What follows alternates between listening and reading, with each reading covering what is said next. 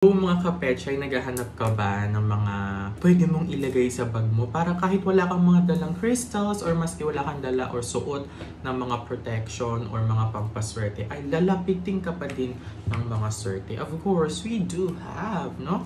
So, first of all, ito, alam niyo naman, favorite ko yan, si Toti Kong, no? Ayan, si Toti Kong. Si Toti Kong po, siya yung nagbibigay ng wealth sa ating buhay. Kasi si Toti Kong, it means santo sa lupa. Ibig sabihin kung anong pangangailangan natin sa buhay natin, dito sa earth, sa lupa, no?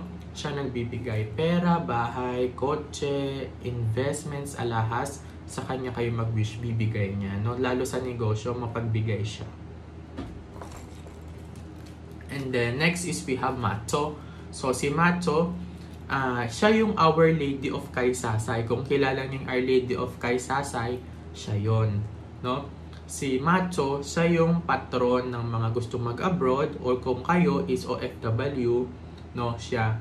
And also, if you wish makapunta kayo sa ibang bansa, if you have a dream destination, wish nyo sa kanya, bibigay niya.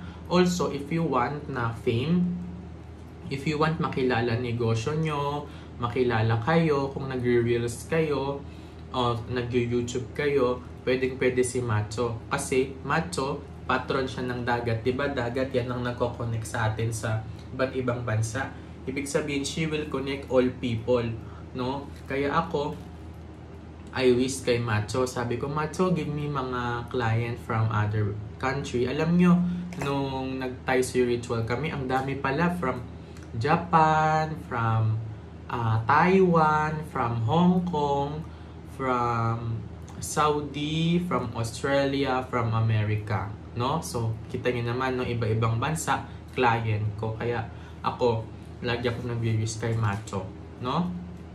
I also have the Macho frame if you want, no? Meron din, mag-message lang kayo.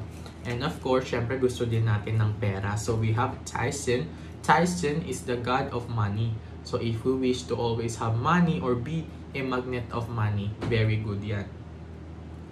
And then we have itong keychain natin. Ito keychain, it's pot of gold. Ibig sabihin, apaw-apaw yung swerte, no? Yan siya.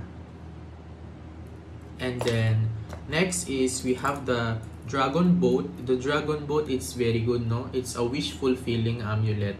So if we have this one, no, if we have that, madali po natutupad yung wish natin. And then may nakasulat yan dito, hindi lang ata masyadong kita. Yan, Ifang Feng Sun. It means to say our life will be smooth sailing. So ibig sabihin, hindi ka dadaan sa maraming problema. Kung may problema man, mabilis mo masusolve, no? So this one, actually, it's one of my favorite yan, no?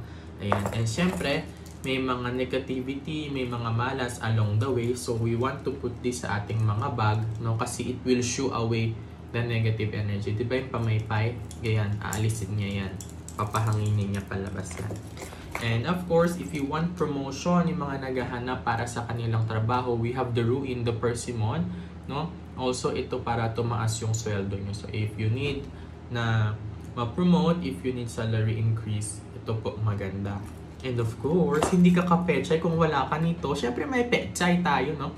Pechay in Chinese, it means 100 kinds of wealth. And also, pai chai, it means i-multiply niya yung pera mo. So, kunwari, sumweldo ka. Diba? Syempre, sumweldo ka. Unang-unahin mo dyan yung mga due date mo, yung mga bills, mga tubig, Meralco, everything, mga ganyan, diba? Pero kapag may pechay ka, maski na nagbayad ka, makikita mo palagi may kapalit yun and mas marami pa, no? So, ayan mga kapechay, ha, kung may mga gusto kayo, screenshot nyo lang and send it to me. Okay? Maraming salamat.